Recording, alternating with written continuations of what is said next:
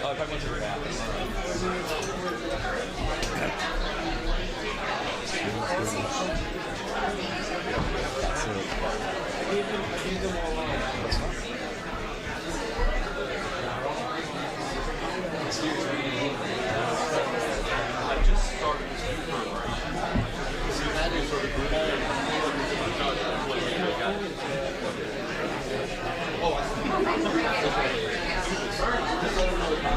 Terrible car, but we're going to start a first. Yeah. That's me.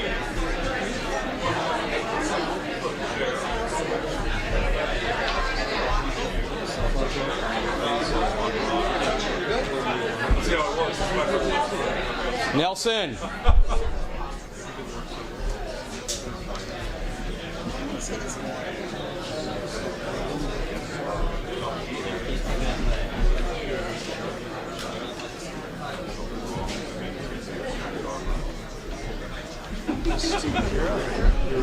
Yeah.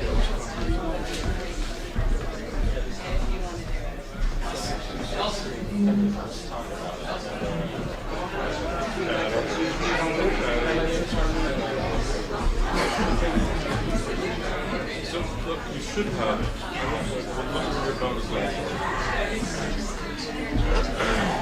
Why is he not coming down there? Because I have an event like a 2 blocks away there. All right,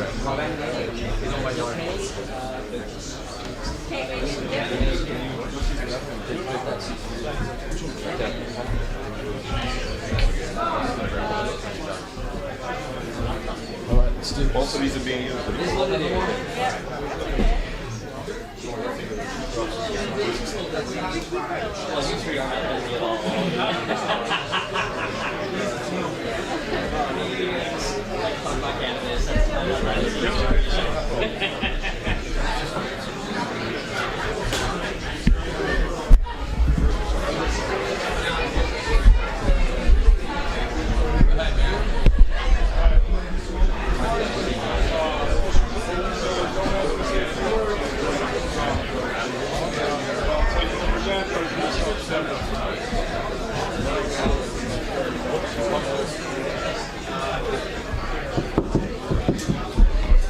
Hello. Hello, Nelson. We're about to start, so if everyone could just have a seat or find a comfy spot. I know it's a tight house. We apologize. Did not expect this big of a turnout, but thank you so much for coming. There are some seats over here if you're still standing. Well, I guess we're going to start then. My name's Nelson Guerrero. I'm one of the co-founders of the Cannabis Cultural Association, and thank you so much for being here. A little shy under a year ago, this was just a crazy idea from a bunch of guys trying to get into this industry and wanted a space for more people that looked like us. Afterwards, we started putting our heads together. We came up with the name, the Cannabis Cultural Association. And if you haven't already, please give us a follow at Canna Cultural online. If you check out our website, www.cannabisculturalassociation.com. Thank you so much to District Co-work Nomad, who's about to say a few words. Oh, there she is. Yeah, how you doing? Shout out.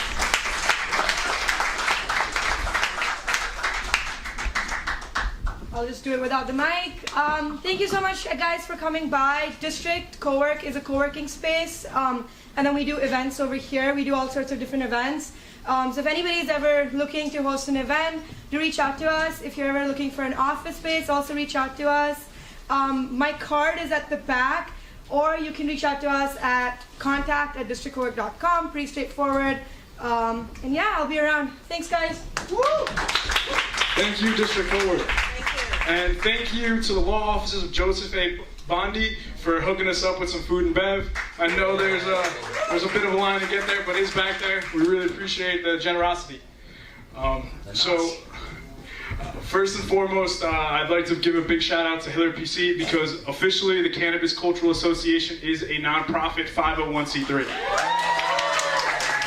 After a year of work, hosting a bunch of events with our great team, they started off with Kamani Jefferson asking how do we get more people that look like us into this space. We then got Jake Plowden, who's somewhere over here with his camera, to join SSDP alum network extraordinaire.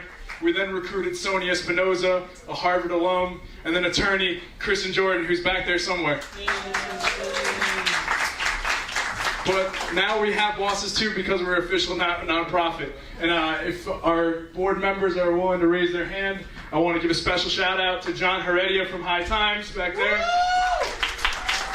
Zachary Tyson from Hiller PC back there. Joseph A. Bondi, who's also back there. Oh, there he is. He's hiding on us. And Dr. Bernard Lee, Associate Chief Medical Officer of MJHS Palliative Care Hospital. Also our moderator for tonight. Thank you very much, Dr. Lee. And last but not least, we couldn't be moving forward this year. We have a ton of great projects, a ton of great events that we're going to be doing.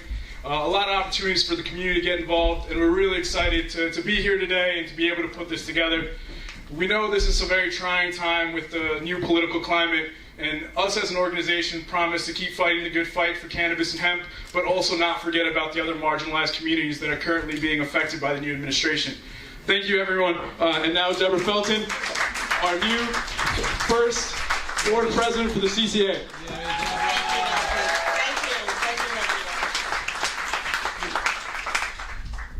So yesterday evening I was on a call with Kristen, and we were listening to about some of the obstacles for people of color in terms of getting into the industry. And when we got off the phone, you know, I had a minute to reflect about some of the things I had heard, particularly the challenges for people of color. And I thought, you know, this is exactly why we founded CCA. To help involve and support marginalized communities and individuals in the legal cannabis and hemp industry.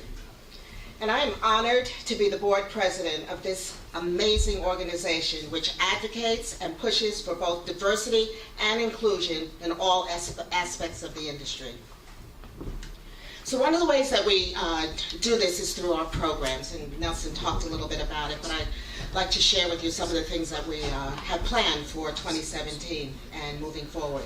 So in the spring, we will be initiating a community health and wellness program, which is designed to educate the community on the benefits of cannabis as an alternate health option. As you know, New York State was approved for 20 dispensaries, and I think there are 17 up and running. Can anybody confirm? I think there's 17 of them. Yeah. But I think it's also fair to say the program is struggling. The program's struggling. The dispensaries are struggling. But there's somebody else in this equation that's struggling. And unfortunately, it's the individuals who are out there trying to find alternative health options. And it's because they don't have access to the list of eligible physicians who can help them register for these dispensary programs. And the dispensaries have limited hours of operation and limited days, which further impedes patients and caregivers from accessing the programs and its benefits. With our community health and wellness program, we can go into these communities and hold workshops in safe spaces, community centers, senior centers, even houses of worship, to explain the benefits of cannabis and help patients get started with the registration process. So for example, we are in the process of working with Wheeling Forward, the Wheeling Forward community. Are they here tonight? George, are you here? He's on his way up. Okay, he's on his way up. So let me tell you about George's organization, okay? Wheeling Forward is an organization that enables people with disabilities to see possibility where others see insurmountable obstacles. They provide services and support for wheelchair-bound individuals. And we are planning a health and wellness workshop at their facilities in East Harlem. And we're also looking forward to doing some volunteer work with them as well. We're excited about the community wellness program. We think over time it will grow, expanding its reach and impact in our communities, helping to improve the quality of life for the people who need it the most. Stay tuned for our updates. I also want to take a few minutes just to talk to you about our upcoming monthly events, which are also designed for community outreach and education. So our February 28th meeting, we'll be hosting a program entitled Know Your Rights, Safe and Legal Interactions with Law Enforcement. We will be covering the do's and don'ts when it comes to interacting with law enforcement and cannabis. Notices for this event will be going out shortly. Sign up early. We expect a full house. And then we will be co-hosting the March 28th meeting with the DPA. We're very excited about this event. Kristen was able to secure permission to show the film 13th, and we're really excited about this. So in addition to the screening, there will be a facilitated discussion on the implications of the new Jim Crow as we continue to explore ways people of color can gain access to the legal cannabis industry. It will be a lively discussion. We hope you will support us and join us. We are cannabis culture.